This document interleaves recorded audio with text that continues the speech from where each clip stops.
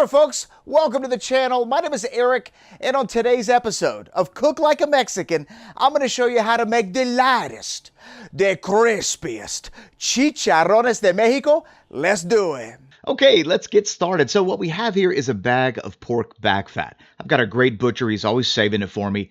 And as you can see here, incredibly cheap, runs me about $1 a pound.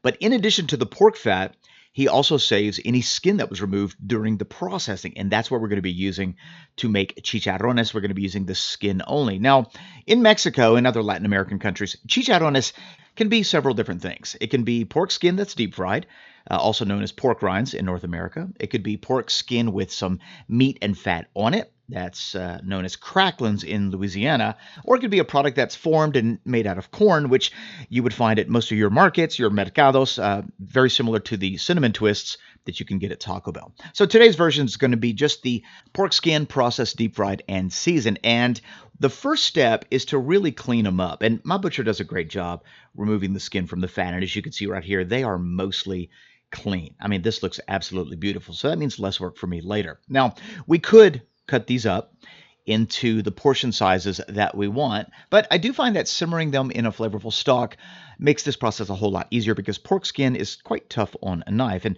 it makes it easier when we go to scrape it later. So before we cut these up or scrape them or anything like that, we're going to take these, put them into a pot, and give them a little flavor. And like I said earlier, you could use whatever spice profile you want. You could do oregano and different peppers and so on and so forth. I'm actually going to end up using this stock later for a hog head cheese, which is going to be brilliant. So let's go ahead and just add some chili flakes. We're going to come back with some mustard seed.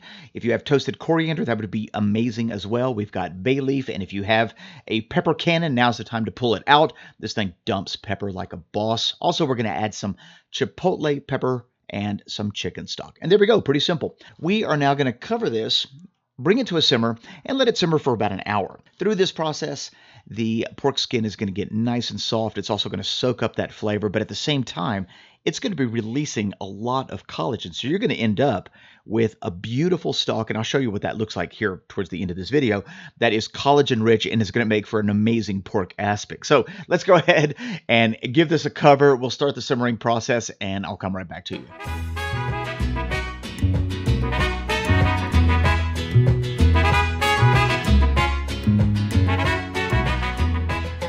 Okay, it's been about an hour. Our stock smells amazing. Our pork skin is nice and tender. That's exactly what we want at this stage. Let's go ahead and remove it, let it cool down for a minute, and then begin to scrape it. This step right here is all about cleaning up the pork skin. Now, you do want to be careful because the skin is incredibly tender. I mean, look how easy it cuts.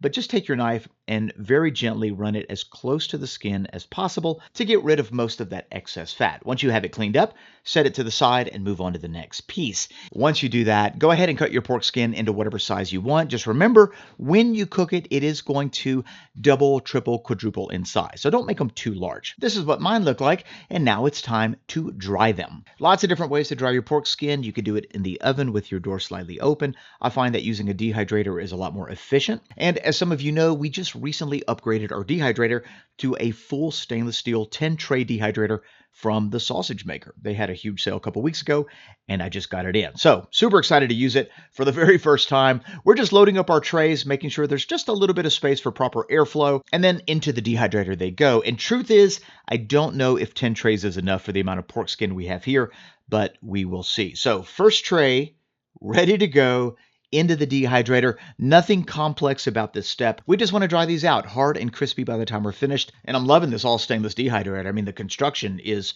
ridiculous. No plastic pieces. So there we go. We're completely full with 2 trays to spare, and we only used a portion of that last one. Let's go ahead and turn it on and get it going. We're going to set the timer to about 17 hours, basically dry through the night.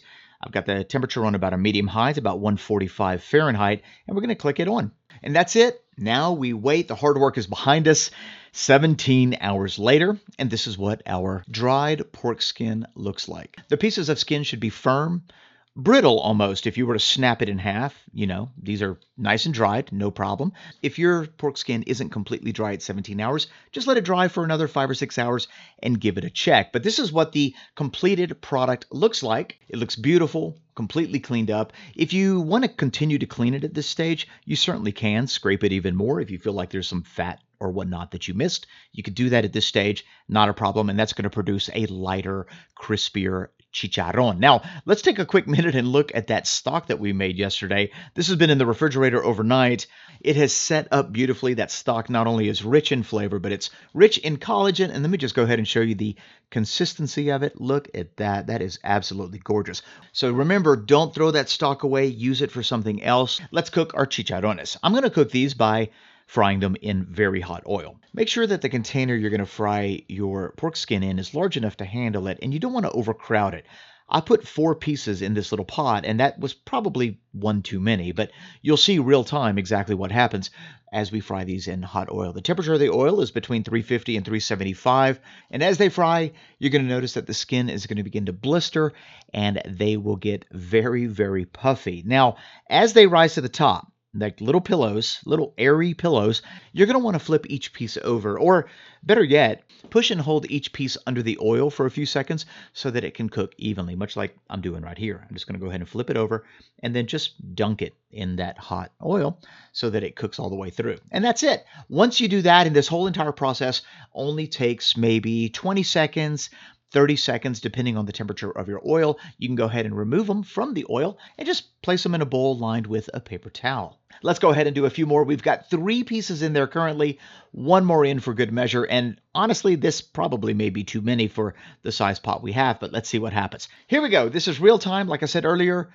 20 to 30 seconds. It's very difficult to burn these unless you just walk away, which I do not suggest you do while you're cooking with hot oil. Let's go ahead and dunk these. These are a little on the slippery side. Notice they continue expanding while they're under the oil. And yeah, this is very crowded.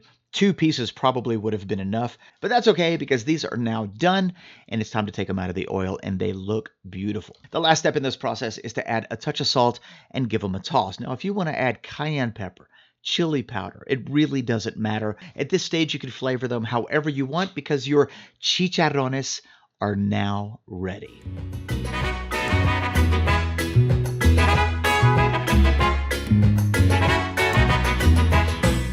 Here we go. This is the stuff. Our chicharrones look beautiful, and I gotta admit, a lot of work on the front end, but we have a lot of pork skin that's already dried. So in the future, all we have to do is fry some up. They store beautifully. We're gonna sprinkle some fresh lime juice and splash it with our go-to Mexican hot salsa. My mouth is literally watering. Woo! They look incredible. Let's see how they taste.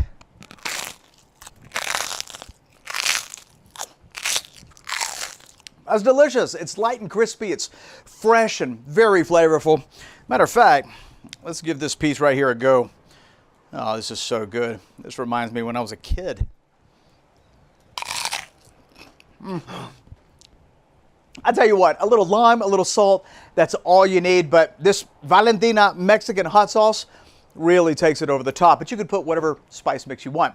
I hope you get a chance to make this recipe. And if you have any questions, you know where they go. If you got something out of this episode and you want to see more videos on how to cook like a Mexican, give me a great big thumbs up and drop me a comment in the comment section below. If you're not yet subscribed, take a moment and click that subscribe button and that notification bell so you don't miss a single episode. Thanks again for watching. We'll see you in the next one. Bye-bye.